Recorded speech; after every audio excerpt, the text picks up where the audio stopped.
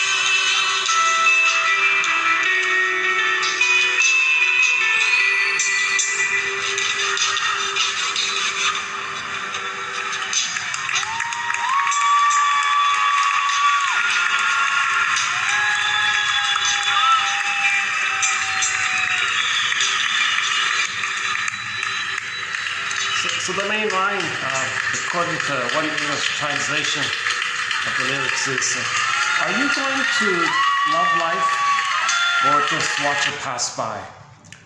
So I think and the other images in the song, as I understand it, are sort of describing how a person feels when they're traumatized. They feel like that life is passing them by. Right? She says that she feels like somebody's on the subway platform and the train is passing by, and all she sees like the lights passing by kind of thing. And then another scene is, I think she's missing some guy or something, and then after a long wait, he appears, but he just walks by her, kind of ignores her. So she feels like she's missing life, or going through the motions of life. When does life begin? Feeling that life is on hold, right? So sometimes people describe this at midlife by saying they feel like they're living the provisional life, the unlived life. When does life begin? That kind of thing. Life's not supposed to be a dress rehearsal. That's sort of the general feeling about trauma. Emily Dickinson's poem is, there's a pain so utter. Okay, so when the baby's traumatized, there's a pain so utter for the baby. It swallows substance up, his essence, his soul, his feeling self, his psychological self, his sense of self, his ontological self, who his true self, who he's meant to be, his emerging self, it kind of like gets kind of squelched or swallowed up, so to speak. Or you know, the image in myths and fairy tales is that the golden ball goes down the well, or you know, this core in the Demeter myth, the earth opens up and she gets yanked down into the underworld. In the Disney film Inside Out, joy and sadness, representing our wide range of feelings, gets zooped away. In the Atalanta myth, the king sends the baby into the forest. A forest is a common symbol for the unconscious, dark, unknown, we don't see it, and there's this little baby there. Similar to the Pied Piper of Hamelin story, I'm talking about the 57 film fantasy film of that story, where the children were kind of lost and hungry in the forest and the hills. And then in that story, the message was, as the person continued to ignore his wounded feelings, the mountain opened up and the children got sent into the mountain. Things got worse for the person. So then they feel like, really, where's their life? Hence back to the question in the song. Are we going to go on the hero's journey to get back our feelings, our golden ball? Or is it gonna be the case, well, if we don't, well, she's describing it, you're gonna feel like life is passing you by, kind of thing. So that's sort of like a fork in the road at midlife. You know, something's missing. What do I do here? And then, so Robert Bly, maybe we can begin with Robert Bly. He says, well, read the study of the soul, psychology, every day for 10 minutes, and just build your knowledge in this area. And try to weave a basket. Psychoanalysis, or healing the soul. Psychoanalysis looks for an egg, our true self, our golden ball, our potential, our feelings. Psychoanalysis looks for an egg in a basket that's missing. In trauma, the basket gets missing. Okay. So we have now in 1001 Windmills of the Mind, we now have 10,000 sort of therapeutic type of quotes called TQ quotes. Because these quotes are sort of in the general area of weaving this basket. We don't look for repressed memories, we don't look for repressed feelings, traumatic feelings, that kind of thing, traumatic content. Just weave the basket, build the ego. That's okay. So building the basket synonymous with building the ego. John A. Sanford, 2 videos ago, he makes a huge emphasis that our uniqueness, our individuality, depends on an ego.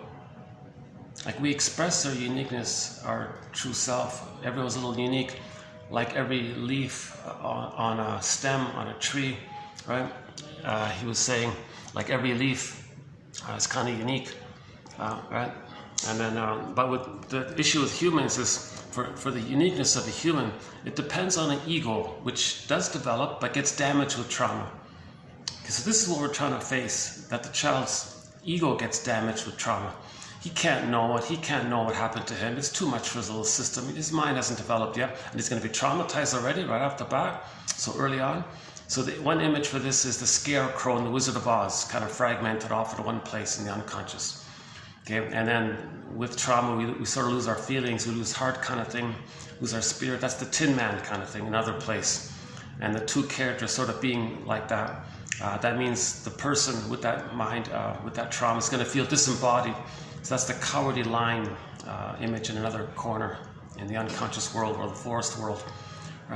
And then Dorothy, sort of like the part of the psyche that's trying to search for healing. There's this constant innate drive for healing, search for wholeness. Okay, search for wholeness. So Dorothy's like the part of us that's trying to line up mind, heart, get it back in the body. That's the wholeness, the healing's the wholeness kind of thing. Right? Or we can simply say, be like Dorothy. And try to know what happened. Okay, so build up the container, so the straw man, you know, make him, you know, firm him up, make him like a stronger character kind of thing. And then with that strength, you know, the straw man, he's gonna, with the wind, he's gonna blow away, right? So make him a little firmer, build that nest, tighten the straws, I guess. Make him stronger, make him, you know, and then he can approach the Tin Man and says, I know what happened to the mind, to the person. Here's the lost feelings. I know what happened. I can link up the knowledge of the trauma and relate it to the loss of the feelings and know why the feelings are like this. as we do this, we're getting embodied, then the lion kind of roars a little bit, right? We feel more embodied. Kristen Wilson says, if you're not in your body, you're not making sense, and it's literally, and it's disembodied discourse that causes these confusions. So this issue of trauma, we did, that's one of our threads here in 1001, Windmills of the Mind. So just let me, maybe let's back up here a sec. So 1001, Windmills of the Mind. I'm not a shrink, keep that in mind. Let's begin with my general disclaimer. I try to give some kind of disclaimer in every video. Once in a while I forget, but so I'm not a shrink, I'm not a professor, I'm not a PhD, a counselor, I'm not a midwife, doula, nutritionist.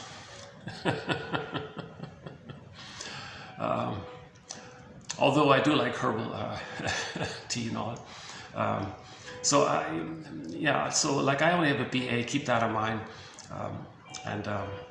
Nobody's really teaching psychoanalysis, which is considered like a second language. So maybe one of the benefits of 1001 Windmills of the Mind is that these are advanced self-help quotes that I believe are sort of a bridge between the obscure or interesting but hard to follow jargon by some of the shrinks and some of the fluffy magical thinking of the self-help books. So I've sort of picked in the middle range there, meaning the psychologically minded or more practical psychologically minded, psychoanalytically minded self-help quotes, plus the more friendlier, more maybe a little more clearer psychoanalytic quotes, and that whole middle ground there. So we got 10,000 quotes as this bridge, so to the best as I can see them to be, these advanced self-help quotes or therapy quotes reflect Grice's criteria for communication: manner, quality, quantity, and relevance. So the quantity, yes, these quotes are just like 1 or 2 sentences long, maybe a short, once in a while a short paragraph. So it's just right.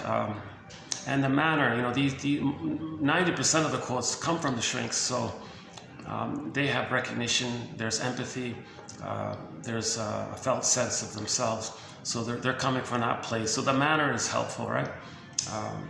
There are very few sort of rants. I think it's 1 or 2 quotes that sort of go on a rant like that, but it's 99% kind of warm and intelligent kind of quotes.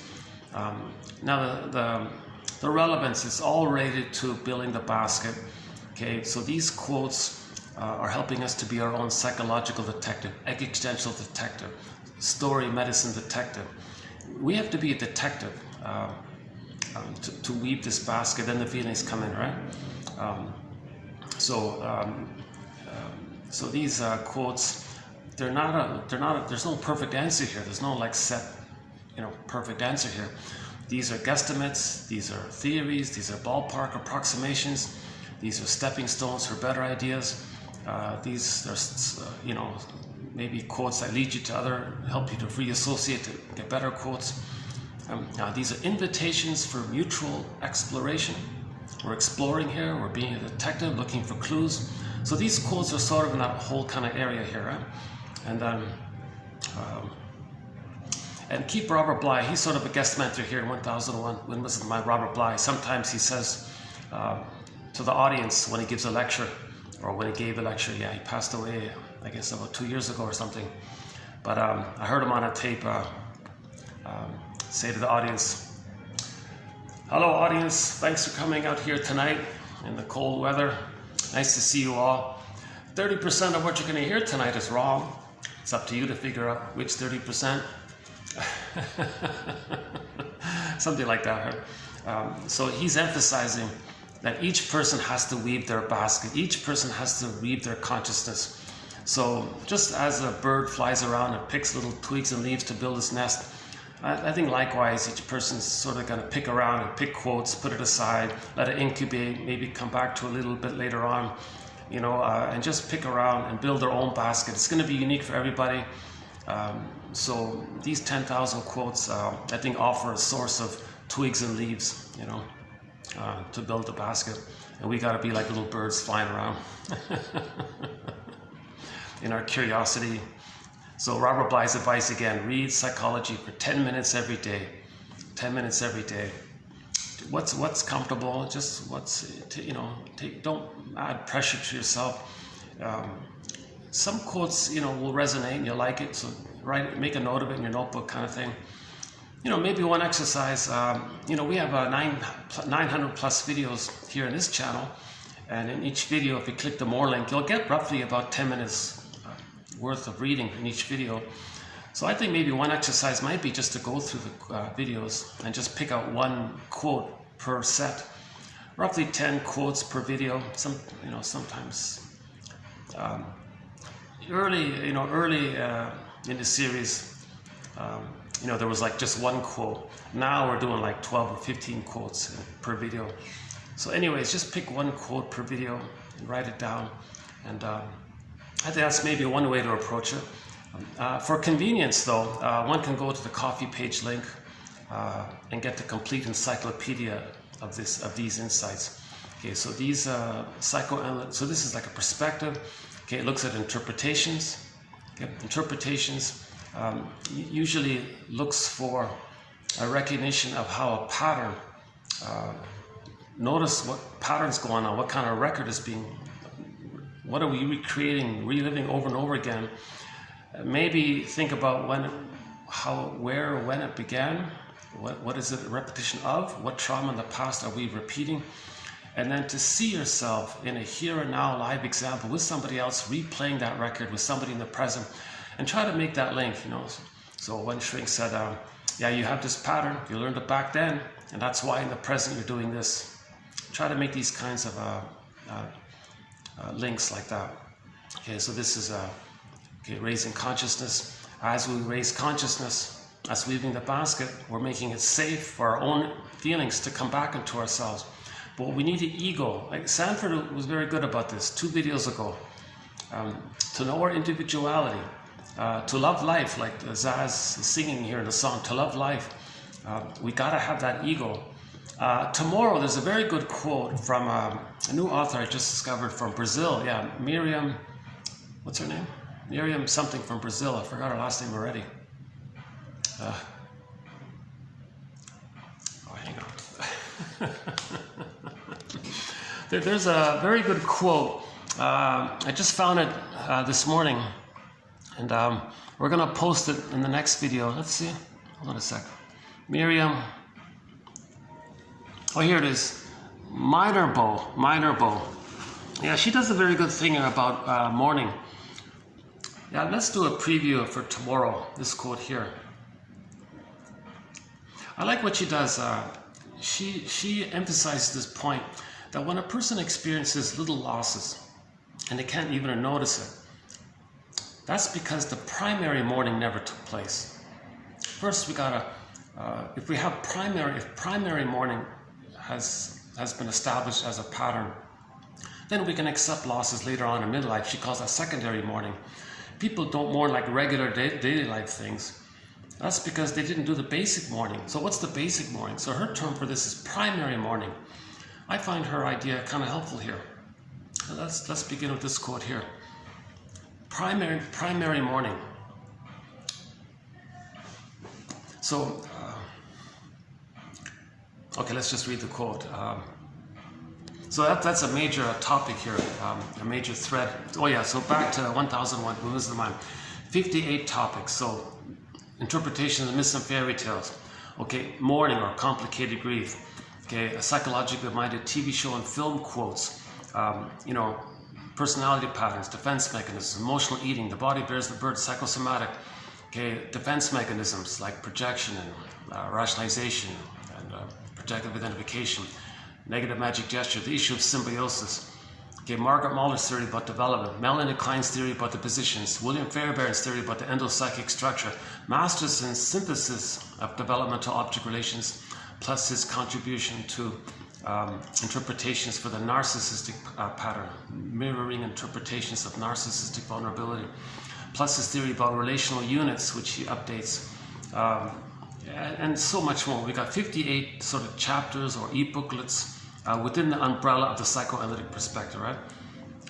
So one of them is complicated grief. So basically, the psychic structure needed for a person to accept losses. See, that's an issue. If a person doesn't accept loss, what's going on? Why did they deny? Oh, I didn't need it, it's sour grapes, who cares? Brush it off, don't be, forget it. This kind of brushing it off kind of thing. That's like a manic, impulsive reactivity because a person doesn't want to accept the loss. So why can't a person accept the loss? In the Disney film Inside Out, the image for trauma is joy and sadness got zooped away in the unconscious, repressed in the non-reporting brain, or the unconscious, right? So that means sadness isn't at the console. We need sadness at the console, driving the car, the person, to be able to go through the normal grief work process. Sadness is one of the main emotions that's natural response to loss, is sadness, right? But if sadness is frozen away and a person can't admit it because they don't have sadness available to them. So with trauma, sadness gets zooped away, or frozen, or petrified, turned to stone, unreal, wooden, etc. So we lose it with trauma. That's what we're trying to face, right? We want to get back joy and sadness, our feeling self, our golden ball. Okay, Miss Core comes up and she becomes Persephone, right?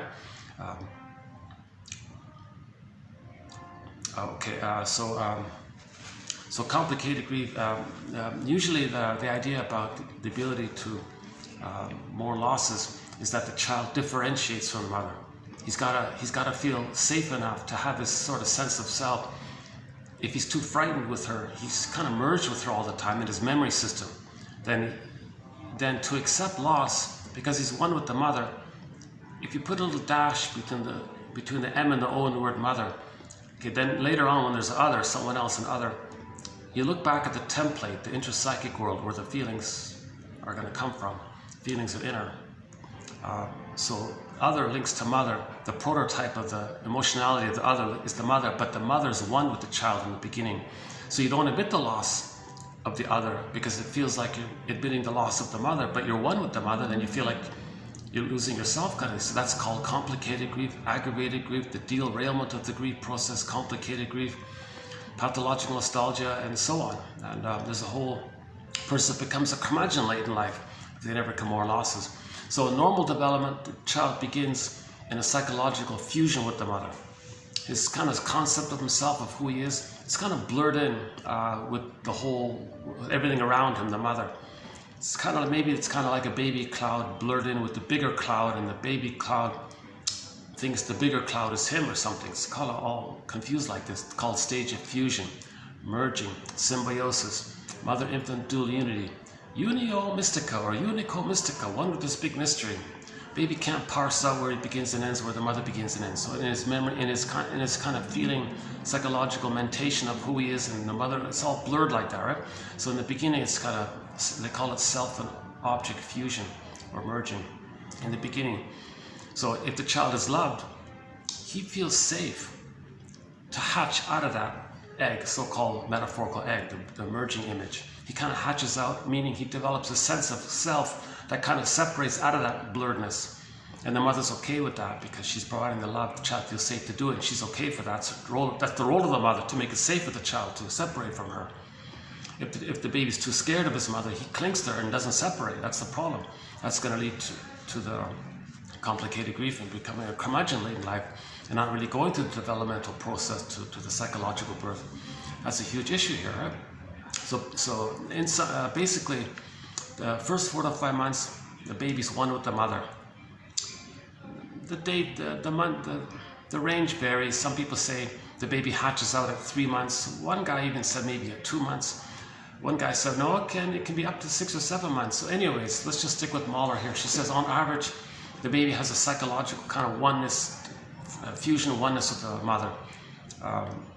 And then at roughly 4 to 5 months, the child hatches out. He knows that he's like sort of psychologically different. And the mother has this sense, which the child notices, that helps him to know that he's different, that the mother senses, my child's a little person here. There's a real mystery here. Nature's greatest miracle. Like no two leaves are the same. My child is not mean. He's got a uniqueness. This is rare. Ogmandino's poem, Nature's Greatest Miracle. She might think, never in all of history was there ever anyone just like this child here. Okay. And then you read the poem On Children by Gibran. Life's longing for itself, right? The Great Spirit creates all these unique So she's kind of in awe at this mystery and uniqueness. And she's a guardian. She protects this. She nurtures this. That's the motherly duty, right? In other words, she doesn't kind of brainwash the child to kind of always take care of her. And no, don't be different. Just stay in that oneness with me and always need me and be there. I don't want to feel alone. I like this kind of. So she can't do that kind of thing, right? That's called the Jocasta style of mothering. When mothers use or parentify the child or make, kind of seek emotional comfort to the mother and ignoring the child's needs, that things are reversed, that traumatizes the child. He can't leave them. He can't leave the mother if he didn't get her love. So assuming the mother has that, she offers her maternal holding environment, a positive maternal experience. There's a kind of rhythmic attunement or music that takes place in the interaction between the mother and the child. Okay, so we don't want relational trauma with the mother, interpersonal trauma, sometimes called attachment trauma. Baby needs a secure attachment. Okay, mother, baby, the attachment secure, safe, and part of this extended paradise. Okay, again, in the uterus is paradise. He needs an extended paradise. Part of this extended paradise is that the attunement is there. Meaning there's a nerve line. When the child is suckling, the nerves with the child line up with the nerves in the mother, and there's a kind of cable there. That means the mother's going to pick up the baby's signals and she can respond automatically. So there's like a rhythm of safety, communication. Baby has little signals, mother gets it, she responds, a little cycle there. Imagine the snake with biting its tail, the Ouroboros image. It's some kind of flow, like circle kind of thing. Just an approximate temporary image for that point. But the baby needs the music to play on. And the emphasis of that snake image is just the two of them, put it that way. It's just the mother, no third. In the beginning, it's just a mother and a baby. Mother, infant, dual unity, right? That's like the baby was in the uterus, it was just a mother and a baby. In the extended metaphorical uterus, called the social womb, or the extended social interpersonal womb, called the stage of symbiosis, just meant to be the mother and a baby. Okay, so a baby shouldn't be removed, that kind of, because the baby doesn't understand time. If the baby's removed, where's my mother? He's terrified because he lost his mother. So the idea is, theory is, leave them, just leave the two of them like this. And the role of the father is to make the mother comfortable, so the child feels warm and safe, that kind of thing, right? How are we doing here? Yeah, this is my, I guess this is my third or fourth time here. Yeah, so far it's working. They're friendly. I appreciate the hospitality. It's been a long search to find a room. I do some. Unfortunately, I do have to get used to some of the background, but I'll get used to it. That's just a personal thing. I'll get used to it. But I've got a bit of a view. I've got the Sky Train.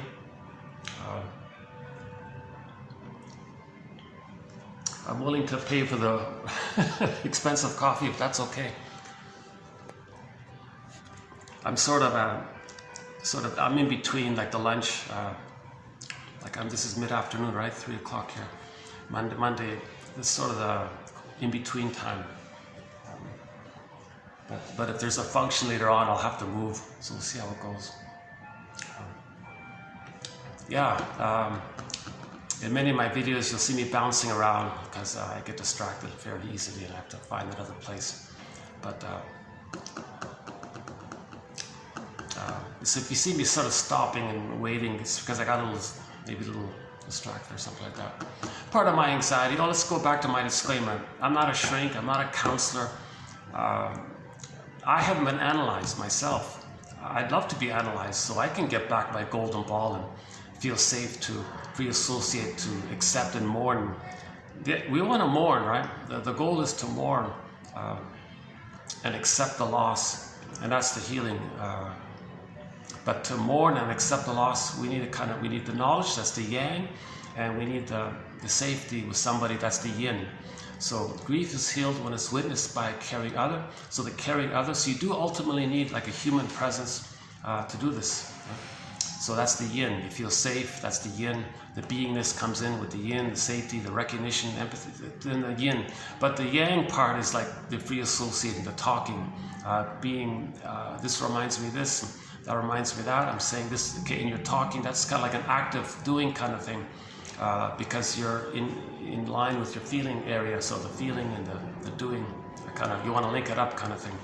But But to make that link to the feeling, you kind of need to feel safe. So I think that's what the therapy process is ultimately about. So in the meantime, in the interim, we're gaining the knowledge, right? Now, yes, some people use knowledge as a defense against feeling.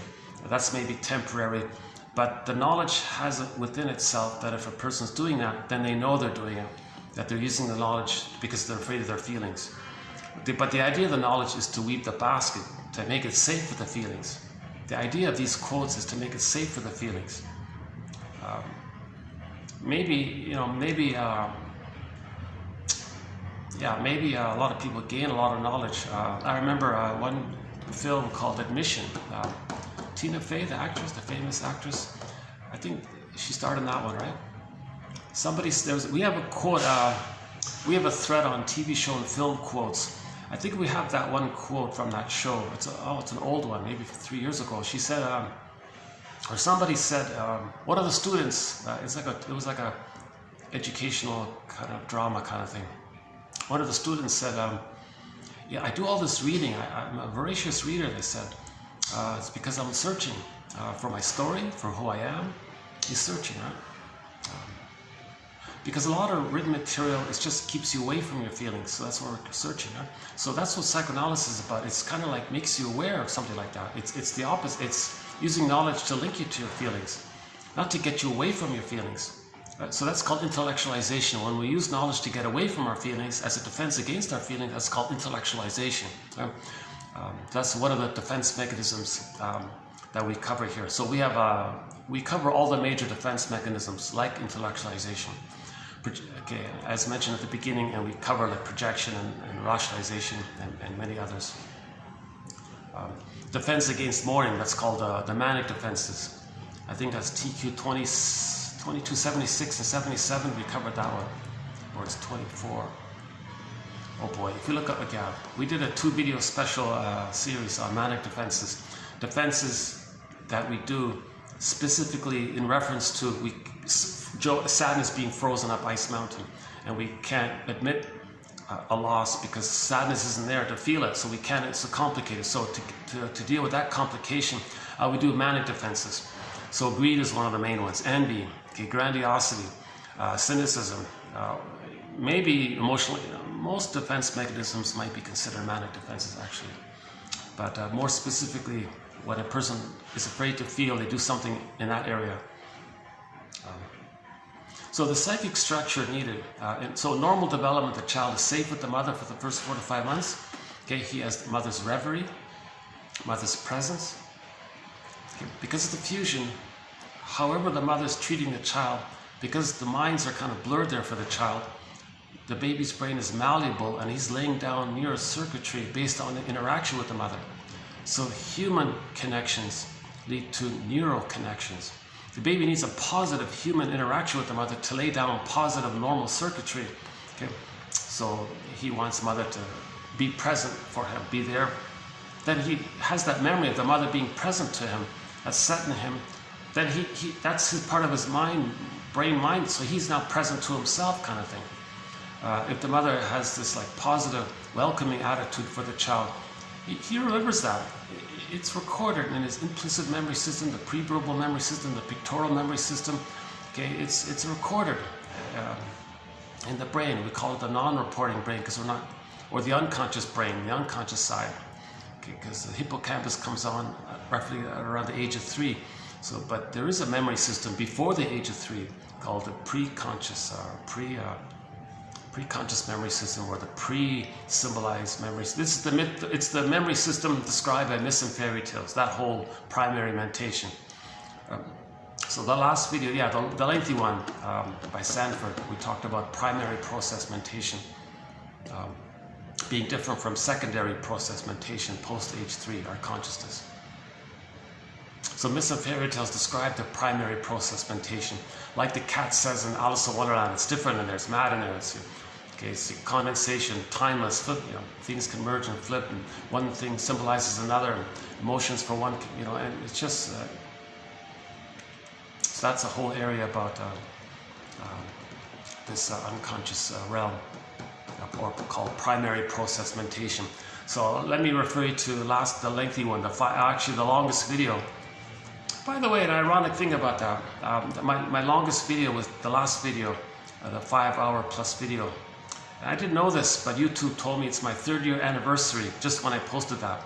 So, so just as a coincidence, I unknowingly celebrated my 3rd-year, the 3rd-year anniversary of this channel with that lengthy video. And it wasn't a bad video. Yeah, it was a good video, I think. We began with Rick Sanders' song called The Dream. And we also played another song by Rick Sanders called Lovesick. Those are the 2 featured songs in the last video. So yeah, he's one of our musical voices. An amazing soundtrack, by the way, so I'll talk about that later.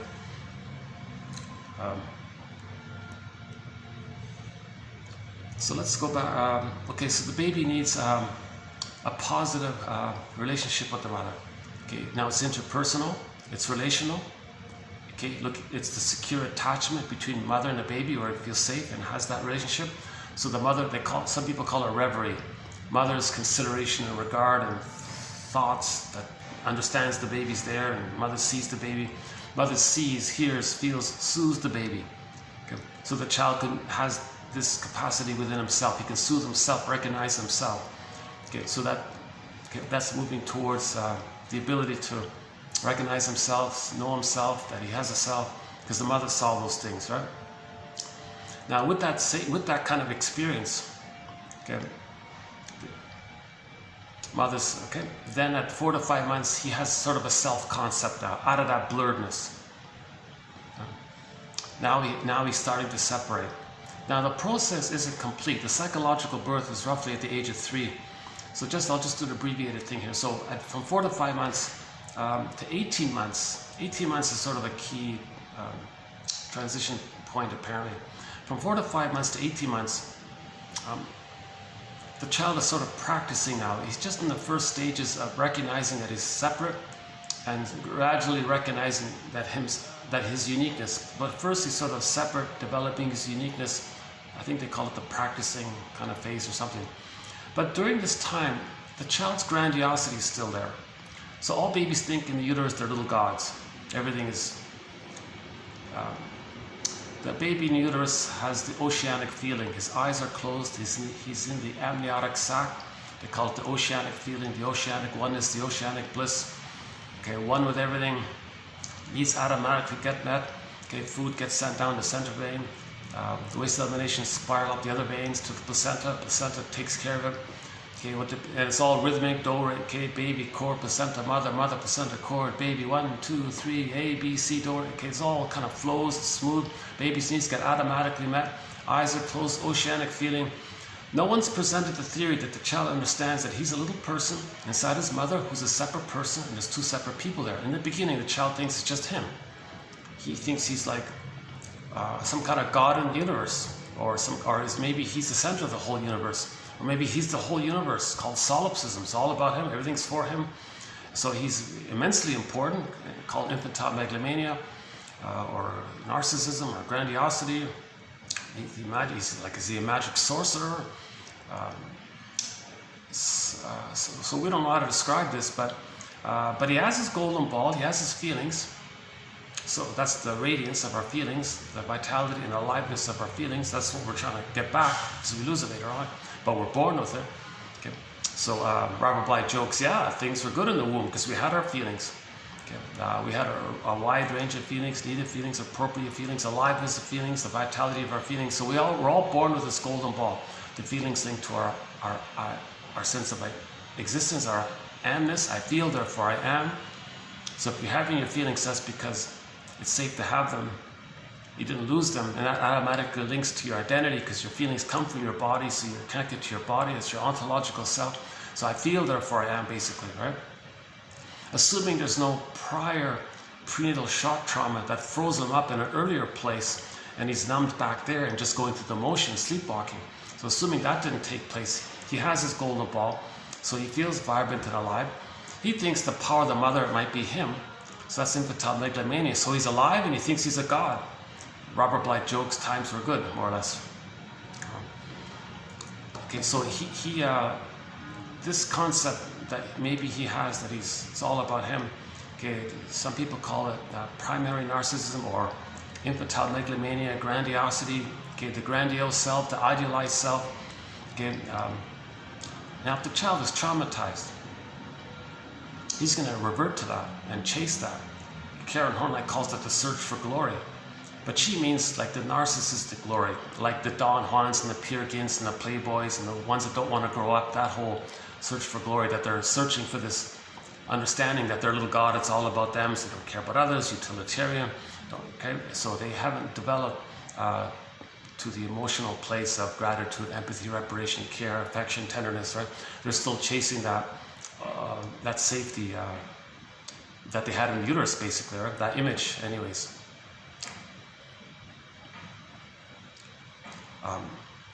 So if they're frozen very early on like that, they're always going to chase for this grandiosity, right? And that's that leads up to our quote here from Miss Minerbo from Brazil. Yeah, first, I think this will be our first Brazilian shrink here, huh? Yeah, I'd love to get quotes from all of the shrinks from around the world. I'm trying to get songs from all around the world. I'd love to get quotes from the shrinks as well from all around the world. A lot of them, shrinks from Germany. They've really been Hans-Jürgen Wirth recently, Helmut Kaiser, Lowald, so many great quotes from that soul, Emma Bergler from Austria, and Melody Klein from Austria, Margaret Mahler from Hungary, right? Actually, let's not worry too much about the geography. Let's not think about that too much, yeah.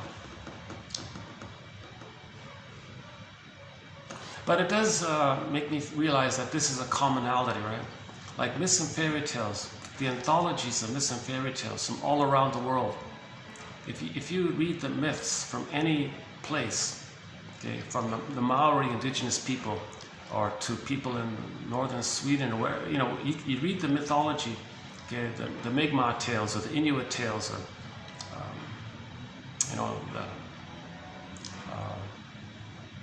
or the Iroquois tales, like you read Grimm's tales, Grimm's.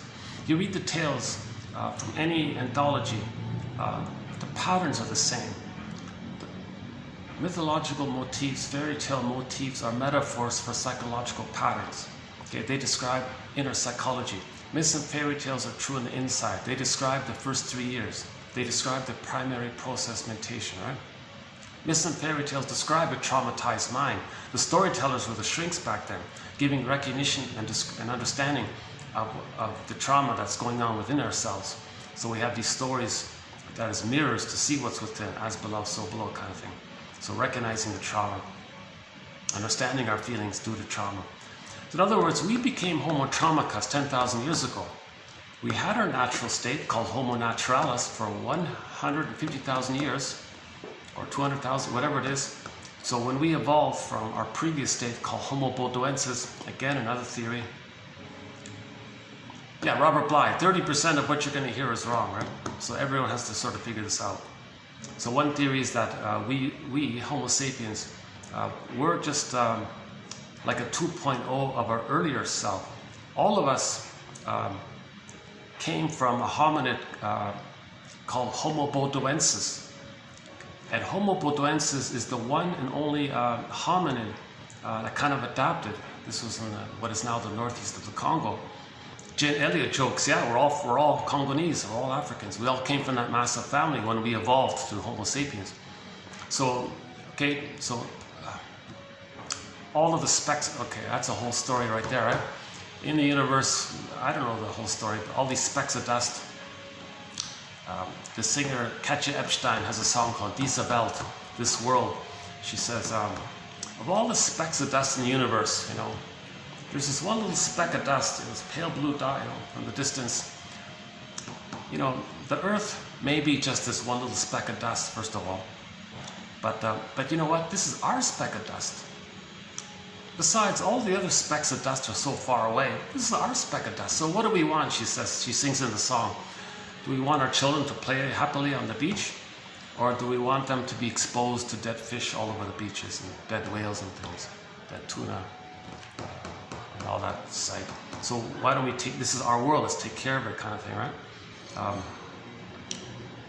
So there's this sort of gratitude that, okay, and the follow-up is this sort of gratitude because maybe of all the specks of dust in the universe, somebody said, you know, our speck of dust might be the only speck of dust, or earth, or rock, or that's just the right distance from our sun. Okay, not too close, not too far, not too hot, not too cold.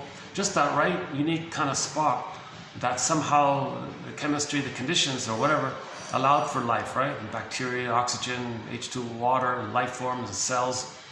Finally, from the water, and then someone joked the cells got lonely, so they multiplied. And then billions of years for all these life forms. And finally, we got the monkey line, and another, who knows how long. Finally, we got the hominid line. Like, wow, let's have evolutionary gratitude here. Okay, billions of years for all this, right? Evolutionary gratitude. Finally, the hominid line, and one hominid kind of adapted. This was the Homo bodoensis in that area around what is now the northeast of the Congo. And we all came, and we're 2.0 version. We're that. We're Homo bodoensis underneath. And it took us 1 million years to develop the cortex. So Homo bodoensis is just like us, but they don't have the cortex. We didn't have the cortex back then. We didn't have the cortex back then, meaning no language, couldn't speak, no conscious memory, no self-observing capacity, you know, couldn't write. So we didn't have conscious memory. But we were, other than that, we were like, that's an earlier version of us, right? Us without the cortex. But we were all that one species, that one hominid, right? So it was 1 million years we got along. Babies got a secure attachment style. The babies were loved. Right? So the temperament was calm, easygoing, friendly, healthy, long life. Right? If they were mainly nomads, I don't know. One joke is we can all live like nomads, where I know mad at you and you know mad at me. Okay, love was the normal temperament. Joy ran the console because all babies got a secure attachment style. Mothers held the babies. Mothers were present for the babies, so the babies felt seen and loved. So their psychic structure. This mother loved me, and I was loved by a mother, even though not aware of it. But the temperament was calm, right? So they were easygoing, friendly, affectionate people. Someone joked, were they like the bonobos? Were we like this? So no, it's just the Homo bodoensis. Maybe there's some reference to the affectionate being a natural temperament when the baby's loved.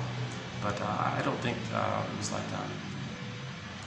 So we used to be Homo bodoensis, evolutionary gratitude. So we're all from Homo bodoensis. Yeah? And then 150,000 years ago, the cortex kind of came up. Then we called ourselves Homo sapiens, and we continued the basic tradition that we had for 1 million years prior to that. So all babies got a secure attachment style. So Homo sapiens also had an easygoing, friendly, calm temperament. And that went on and then we spread around, settled in different places. Okay, yes, there were trivial biological variations based on sun exposure and diet or something, but we're still Homo sapiens from Homo bodoensis with some trivial biological variations. Again, sun exposure affects the melanin, i.e. the color of the eyes, hair, and skin tone. Okay, maybe diet is more bone, but it doesn't change really the whole structure, right? The whole. So this is considered kind of cosmetic or superficial, just outer things, right? Not about our brain and our heart and our organ, not like that, right? Not about. So the evidence is that when we became homotromicus, the storytellers told all the same stories. So when we developed the cortex, we spread around and settled in different places, trivial biological variation. And then roughly 10,000 years ago, all over the place, roughly, because of the trajectory of our knowledge and all this, more or less, we discovered farming and agriculture, but we mismanaged the serotonin we got.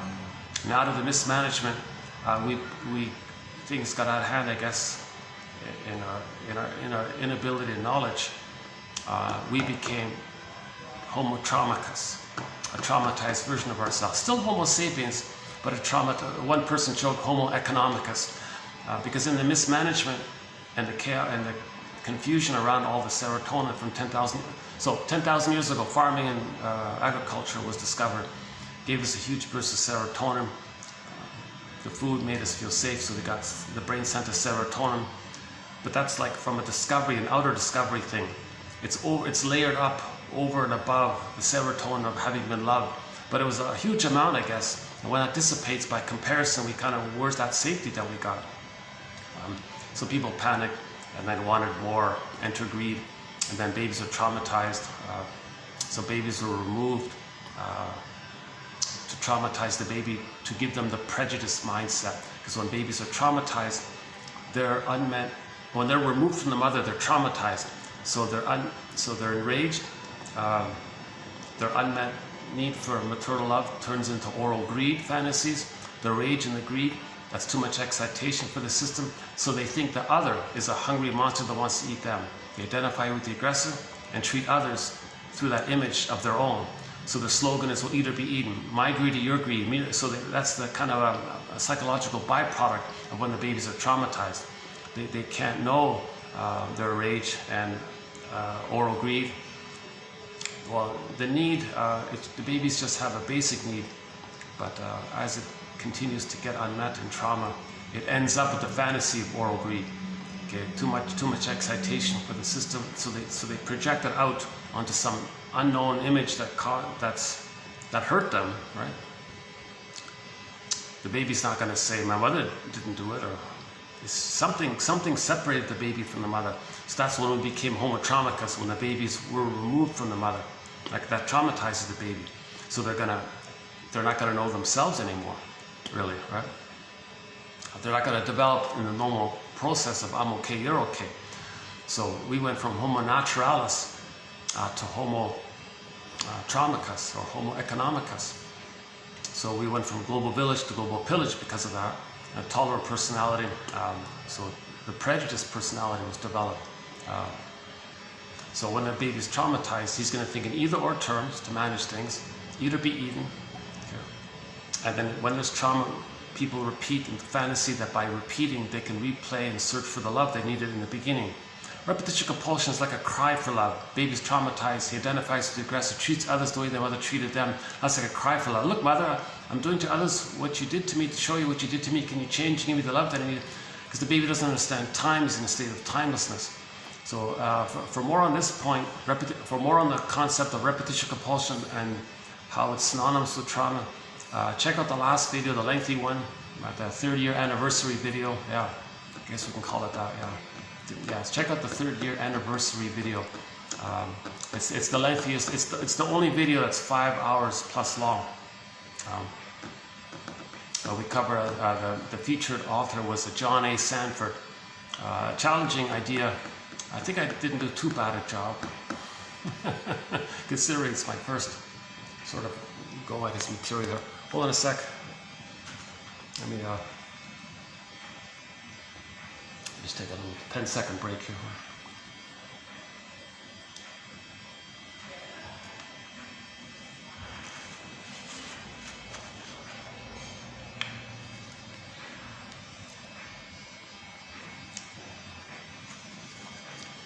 Sounds like somebody's shaving behind me or something. Sounds like a shaver, electric shaver.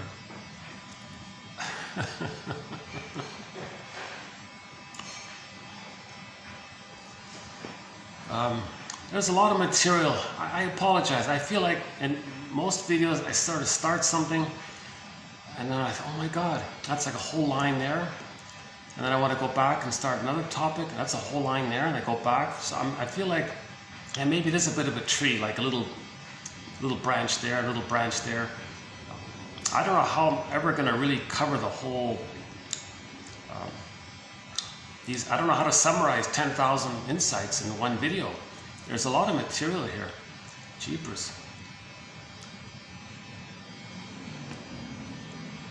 Okay, let's just finish this preview quote that we're going to do tomorrow by Minerbo from Brazil.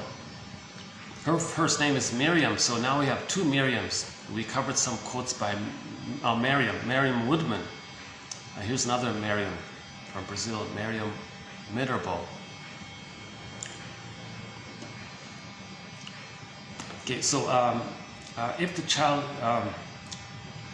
doesn't get that egg, that reverie with the mother, that safety with the mother, he can't know himself. That means he doesn't differentiate. If he has a sense of self, that's like a floor for your identity. Then joy and sadness can stand on the floor. If there's no floor there, there's like a hole there, and joy and sadness zooped away. So the image is the golden ball goes down the well. So we need, the baby needs to feel safe. Now, if the baby is traumatized early on, he reverts to quote unquote His Majesty the baby. Yeah. So one famous phrase for primary narcissism or infantile megalomania is that the baby in the uterus thinks he's a little god. Okay. And so some people call it His Majesty the baby. To whom all is due. Immense entitlement. Come on, mother. So the baby can't give back. He's just in the receiving place, right? He needs to develop and be loved to then have been loved, to having been loved, and then from that base he has gratitude and care for others. But he hasn't reached that place. So all babies begin as His Majesty the little baby mentality in the beginning, right? So if there's trauma and the person's pursuing this status for themselves. Okay. So if you know someone with that kind of immense sense of either or, utilitarian, all or nothing, perfect or forget it, all or nothing, useful or not, these kind of either or, binary kind of ways of thinking, that's a sign of the splitting, and it reinforces, and related to that, that's a symptom of trauma. Related to that is that he wants the idealization because he wants the oneness to resume development. So if the child is loved, he goes through the developmental process. A natural emotional developmental outgrowth or accomplishment is different. Separation from 4 to 5 months to 18 months. He's still a little god. He still thinks grandiosity. So he's in the phase of the world is my oyster. So he runs around thinking the world is his. He owns the world, right? He thinks everything's his, just like the mother was his. He thinks the world is his. The world is my oyster phase. Now he's got superpowers because he's got musculature, motor skills. He can walk, crawl, run. So he'll run around thinking it's all his. So it's a glorious time for the baby. Let him have it. Don't rebuff him. Just gently distract him if he's going to do something harmful to himself. Just don't hurt him, because then he's going to be frozen there and he's going to repeat it. When there's trauma, he's going to recreate that scene of the crime over and over again, kind of thing, and to see if he can change it, get the love that he needed. It doesn't work because nothing in the present can zoom me back to that time. So he's going to repeat it symbolically in the present and transfer the emotionality of the past into the present. He's still in the past wanting the love that he needed. So enter repetition compulsion, yesterday's video. Key, oh my God. Up to 58 topics here. That's in the top 5. Our thread on repetition compulsion, headed up by Paul Libby Russell. Okay, a key pillar quote here in 1001, Windmills of the Mind. A real pillar quote is by Paul Libby Russell, 2119 to 29. Those videos there by him. So we spent a lot of time on that topic. I think today I might not do it this much, too much in this video here. So 4 to 5 months to 18 months, the world is my oyster. The baby's thinking, love affair with the world. He owns the world. Hence that song, everybody wants to rule the world, control. That's the tip off that if there's trauma there, unconsciously they want that period. If a child is rebuffed during that time, that's why that song is so appealing, because maybe they were traumatized in that. So people who like that song or that idea of the song, that's a disturbing song, but that's perverse thinking, by the way, right?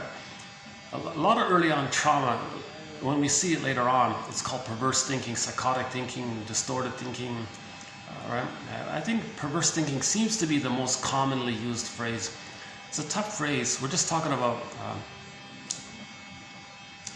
I think what they do is, if they say, like that song, everybody wants to rule, like that's perverse thinking. That's not true. That's a sign of trauma. Early on, trauma leads to that kind of perverse thinking, because the idea is that For example, with the so-called perversion of the fetish area, right? The Claire's knee. So we don't cover the more disturbing material. It's out of my zone there, but one idea was in that film, Claire's, the French film, just an average film, I guess. The guy had this strange obsession with women's knees. He reacted emotionally like the baby does with the breast. He sees a woman's knee, sees this curvy, smooth, now it's firm, it's part of a woman. He's there emotionally at the breast with the mother, and he sees the knee. Oh, there's the breast and there's the mother. He doesn't see the mother, just sees the knee. That's the breast, because the baby just sees the breast, right? Baby doesn't fully recognize the mother as a full person in her dimensionality. So he's just obsessed with the woman's knee. It's called part-object relating. So in the beginning, so narcissism in the beginning is just part-object relating, utilitarian kind of thing. So he had this wild obsession with women's knees kind of thing. And then one woman, Claire, I guess, most psychologically reminded him of his mother who hurt him. So he had an intense infatuation with this woman's knee there. And the whole film was about his exaggerated excitement about this woman's knee, wanting to touch it, kind of, please, can I tell you, this kind of whole thing. Strange film, but it does emphasize the point of perverse thinking, right? Thinking in that way, right? He can't see the woman as a person. He has the strong emotionality of the baby needing the oneness of the breast, the paradise, the oneness, right? When the baby's nursing, first 4 to 5 months, he's in a blissful, paradisical type of state. That was deprived. He was deprived. That leads to perverse thinking and the perversion of the so-called fetish area. So that kind of, you apply that example in broader areas and other areas, and just in terms of attitude. Okay, attitudes like eat or be eaten, my greed or your greed. This is called perverse thinking. It's a tough topic. I tried to cover it. If you look up a guy named Gross, I did a video. I struggled with it. Actually done just right behind me there. A guy named Lee Grossman. I sort of struggled and stumbled along with his theory about this term, this so-called perverse thinking, right? It's just distorted, unreal, primary. We can call it primary process thinking. Maybe that's a better term, primary process. Okay, like the cat said in Alice in Wonderland, it's mad in there. So maybe that we can call it cat think. No, not good. Yeah, primary process thinking, or Alice in Wonderland thinking, dream world thinking, myth and fairy tale world thinking. Just this unreal, this dream world thinking. Okay, it's not conscious, present reality of things, right? So that guy in the movie, Claire's knee, that woman's knee wasn't his mother's breast, but he has the emotionality as if it was. So he's transferring, he's frozen in the past, in the babyhood past. He's transferring the babyhood emotionality past into the present, and has the emotions of the past. Although cognitively he can admit, yes, though that's not my mother's body, he can still have the emotionality of it. There's a split there where he cognitively realizes the woman Claire is not his mother and her knee isn't the mother's, but he has the whole emotionality of it. So that thinking that's called that thinking. It's the Alice in Wonderland thingy, something like that.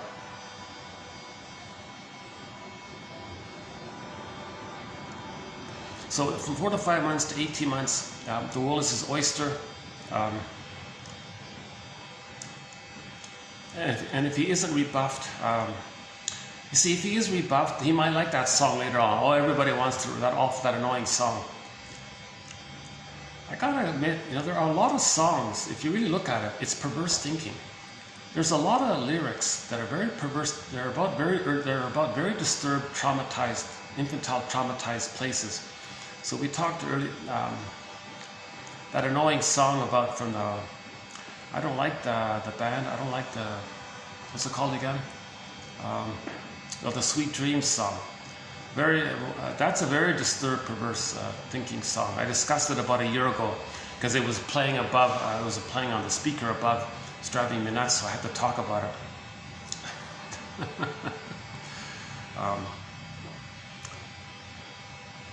Yeah, so once in a while I'll try to analyze a song, right?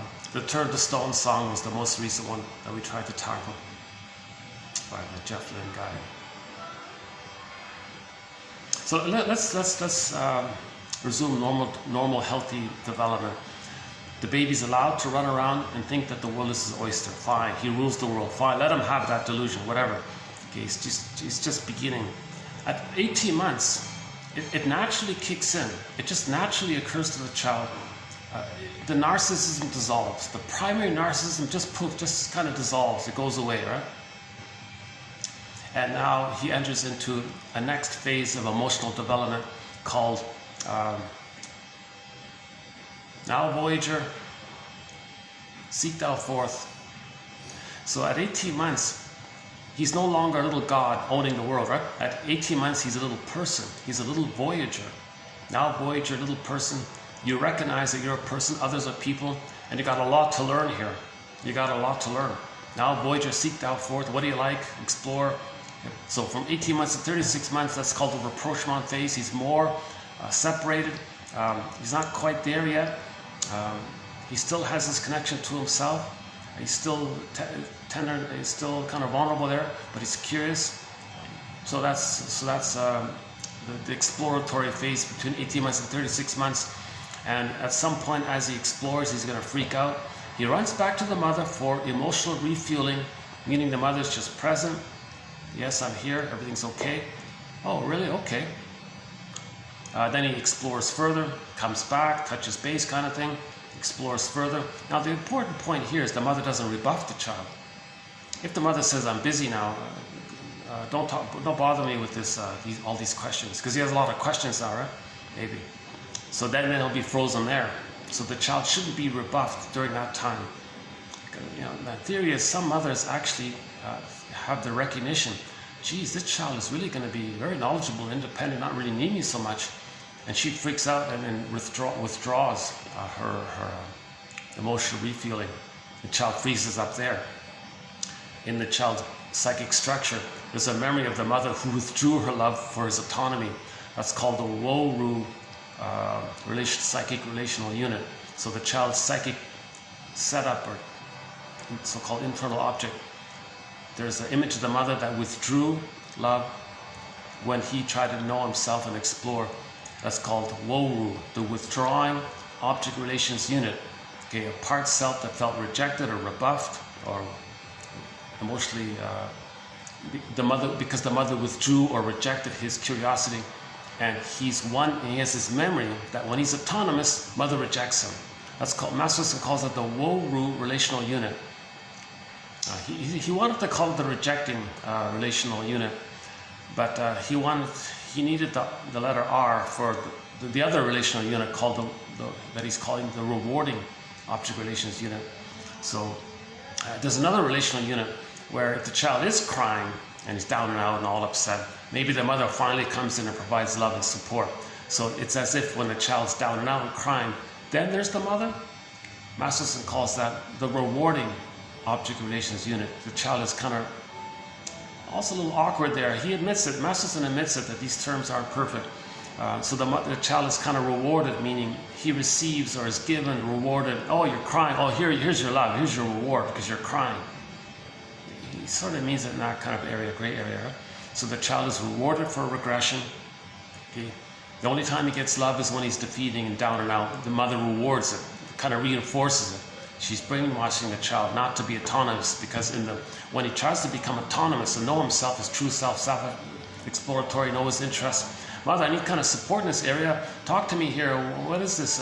Teach me stuff, you know. Communicative matching. Talk to me, kind of. Mother withdraws. I'm not going to teach you anymore. That's enough. You're knowing too much here. And then she withdraws her love or rejects the child or rebuffs the child. So when the mother withdraws the child, her maternal kind of loving attitude or something, or acceptance for the child's eventual individuation, she withdraws that, the child is frozen there. Then he's upset, click, Woru. So the Woru, Masterson extends, the Woru often clicks over to the Roru. It's like a split relational unit. So the self is fused, the fusion is still there, or it's partially separated, whatever, you know. But he doesn't focus too much on that point. But there's a part self, concept of the self, memories of the self, in relation to the memories of the mother who withdrew her love, her maternal supplies, the maternal life force supplies that the child needs when the child tried to self-activate, know himself. So there's a memory template in there, psychic template in his brain that says when he tries to know himself, mother withdraws. The linking affect is, how does the young junior toddler feel at that point? Quote unquote, abandonment, depression, helpless, power, rage, scare, fear. Mother, what are you doing? He's furious, persecutory anxiety. Baby, he's enraged and shamed by all this, right? I want to be myself, and what are you doing to me? Why do you want me to be one with you? And you want me to take care of you? You're brainwashing me to take care of you. You're using me to take care of you. Baby's enraged by all this. So the term is abandonment depression. So that's the linking affect, they say. So part other mother representation, blurred in or linked with the child that was rejected. The emotionality for the child is called abandonment depression. Okay. So that's like one relational unit kind of thing. Now when the child is all upset and he suddenly gets kind of rewarded, that clicks the other memory relational unit. Oh, I see when I'm crying, mother's there. So to get any kind of support or love or kind of safety with the mother, it's only when he's in a defeated mode. If he tries to self-activate, he's going to be scared. So imagine that flip-flopping in later life. In later life, when a person tries to do something autonomous for themselves, they're going to be a reminder of the template. They look at the template, the prototype of all this. They look, oh, well, when I was a baby, I tried to know myself, mother withdrew. So later in life, we operate from these templates. These are like mental stencils that we live by, right? Like these templates, psychic templates we kind of live by, because the child organizes, he learns these things and he operates from them. At the age of 3, we kind of organize things and we live through the lens of that. Kant calls it a temporal spatial spectacles. We create these spectacles and see the world through them or live the world through them kind of thing. So he's got a traumatic spectacle scenario here. So in the present, he looks at the spectacles. Well, if I try to be myself, the spectacle says mother withdraws. So in the present, he'll assume that and recreate its self-fulfilling prophecy to fit the spectacle. So distort the present, misuse the present, manufacture the present, goad people into play roles to fit the spectacles, because he's fixed there. When there's trauma, we're fixed there. We replay, relive it, recreate it, hoping for a better outcome kind of thing. So the Masterson's axiom is self-activation in the present triggers this abandonment depression. Okay. And then when the baby's upset and all this, it's going to flip to the rewarding object relations unit, where the mother provides soothing. So Masterson's axiom, self-activation, doing something for the real self, is going to remind you of the time when the child wanted to be autonomous, and what happened, he felt abandonment depression. Helpless, powerless, scared, rage, fear, shame, angry, the whole gambit of what a baby would feel when a mother does it, when a mother rejects the child's personhood and all this, developing emerging personhood, selfhood and all this. And then in general, we can just say in broad terms, whenever a person feels lots of anxiety, they do something to soothe themselves. So in the case of the baby, the mother maybe gave the child some cookies or something, put honey on the rubber nipple, pacified the child. So in later life, a person tries to do something autonomous. They don't know why, but they feel very afraid of it. Then they run to the cupboard, eat some cookies. They're just replaying what happened in the nursery kind of thing. So self-activation triggers abandonment depression, which leads to defense. Or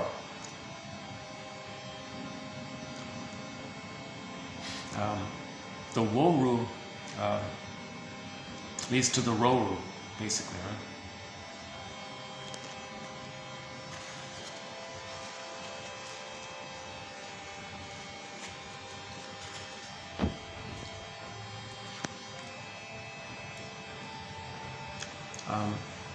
Hang on a second. Okay, so let's say the child, this is part of my anxiety, right? These ums and ahs and stops and starts. This is my anxiety, isn't it? When I'm trying to speak continuously, something interrupts me, like some kind of memory in me, kind of like, what do you want? Stop, like I was a baby, I was crying, and the mother said, stop crying, and I was afraid every time she shouted at me if I was crying, or maybe my anxiety is from that, I don't know. I'm guessing here, right? That's why I would like to have an analysis to really kind of discuss this and get dreams and work. It's called the working through process, right? So let's say the child isn't rebuffed during his now Voyager phase, called the rapprochement phase, where the mother provides emotional refueling. Basically, she says, I'm here, you're safe, you can cling to me for a little bit, and then when you feel safe, you can explore further. Now, when the child returns to the mother's not supposed to like engulf the child or like, oh, okay, don't leave, just stay one with me. No, just stable, secure base for the child to explore further kind of thing, right? So the mother is not supposed to like engulf the child with oneness. Oh, you can go back to the oneness with me. Oh no. Okay, that's when Odysseus tied himself to the mast, right? Or put wax in his ears, because the sirens were saying, the mother was saying, oh, just go back to, you know, the story in the Odyssey, right? The baby will lose himself because the sailors crashed, right? So the metaphor that the child would lose himself if the mother. So the baby doesn't want to regress or be engulfed by the mother doing this. So the mother just a secure base. She does what's called communicative matching. Kind of like a child, like easy improv. Child says this, oh yes, and this, oh really? He accepts and, you know, kind of pushes it a little further kind of thing. Appropriate for that level, right? So let's say the child does this now Voyager seeked out forth thing from 18 months to 36 months, roughly 36 months roughly. That's considered more or less a psychological birth. The wiring is laid down. I'm okay, you're okay. Mother loved me, I was loved by a mother who loved me. The psychic template is I was loved, there was someone who loved me. So I'm okay, you're okay. That's normal, natural, regular development by what's called a secure attachment style. The secure attachment style affords the child those three sort of main areas, right? First, 4 to 5 months, symbiosis, reverie, attunement. Okay, music plays on. Okay, and mother-infant dual unity, just the two of them. Symbiotic needs, fusion, oneness, paradise. So that's the first part, the paradise, the egg, the psychological egg, the paradise. Okay, 4 to 5 months to 18 months. Okay, he's Superman, got superpowers, right? He's Spider-Man, he can fly around, he can do things. The world's his oyster, he owns everything. The world belongs to him, kind of. So he has that kind of megalomania, Superman feeling, invincible. Like that song, I'm invincible, right? Maybe like a tip off to that area, right? So maybe women are women are traumatized, right? From a long history of homo traumacus. So that may be appealing to kind of maybe there could be a little reference there, some kind of uncanny wanting our importance kind of thing. Anyway, so the child's invincible. He thinks he's Superman, fine. Okay, the third part is that what we just talked about, the rapprochement explorer phase. So then at the age of 3, he has the memories of what they call the internalized good object. Okay, the holding interject. It's a part of the brain that's in him called the soothing interject. He internalized. He has a cluster of neural memories, basically memories that someone held him and soothed him and was there for him and met his needs appropriately during those 3 main phases. That's called the holding interject, the soothing interject, the internalized good object constancy, whatever jargon people come up with, and that's sort of set within him now. So he's been gifted with that kind of, he's got a huge gift, right? By this. Mother really did her job if she did all that, right? The father sort of enters the psychological picture mainly after 18. He can be in the egg phase, the first 4 to 5 months, the father's not really around for the child. It's just the mother and the baby.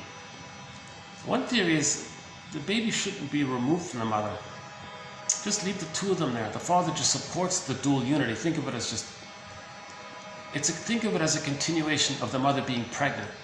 The mother's holding the baby first 4 to 5 months. That's sort of the attitude, maybe. That's the theory, right? Then in 4 to 5 months, when the child is hatching out, then that's a little different. The father, and then let the child sort of discover the father. Like let the child, the father's sitting around, the kid crawls up on the father. Oh, okay, no. And then that kind of, right? And then at 18 months, the father could maybe start to be a little more active at that point, but don't overwhelm the child, right? So it's a gradual kind of thing. And then the father plays a more active role post 3, really. Because at age 3, the mother did her job. Now the child is entering further from age 3, I think it's age 3 to 5. The father's more present there, right? Then the kid goes to school, it's more autonomous, right? Then the kids can kind of concentrate with the teachers and that kind of thing, right? See, if there's a problem there in those first early years, and they go to school and they didn't get their primary needs met, they're overwhelmed by they're not there yet. That's called school shock, where they disassociate and daydream out the window all the time. They can't wait for the bell to ring to run around. They're so eager for 3:15 or whatever it is when the classes are over. They're just suffering the whole time because they didn't reach the emotional safety to listen to the teacher and what's the lecture about, what are they talking about, or ask questions, make notes. They're not kind of curious in that area there because they didn't get that kind of, so that's called school shock. Teacher says, oh, kid's got a learning disability. No, child doesn't have any kind of learning disability. It's nonsense 99% of the time. It's just that the child didn't feel safe, doesn't have the memories of safety. Because if he didn't get the memories of safety and he goes to school, especially if the school is a kind of a chaotic and all this, he's overwhelmed. Because he might transfer the needs for the good mother onto the school environment, but the school environment isn't the breast mother, so it's not going to work. So he's overwhelmed by this. So we have a code called school shock in this area. Why a lot of kids are daydreaming in class and all this kind of thing, or they're naughty, or they're something. They're not the learning area, right? Yeah, so that's an underappreciated theory called school shock. It's in our collection here, yeah. Okay, hold on a sec. Where are we here?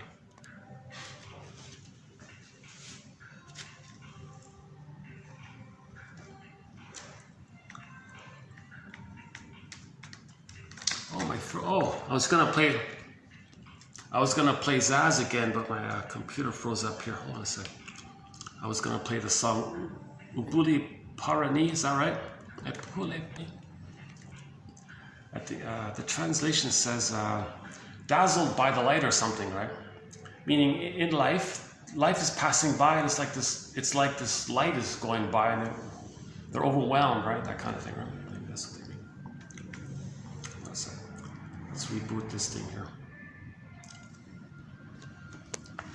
Yeah, I'm using a very dated laptop. You know, I bought this second-hand laptop from a shop that was going to throw this away or recycle it or something. No, I'll buy it. It's okay. So I got a good deal on this 10 years ago. It's still holding up. It's got a few issues, but it's still holding up. So I really appreciate the people who made this computer. You know, did a great job. And they, oops, hold on a second. Oh boy, yeah, I gotta watch out with my battery. I have battery issues too. Yeah, I'm still dealing with some tech issues here, but hopefully you can.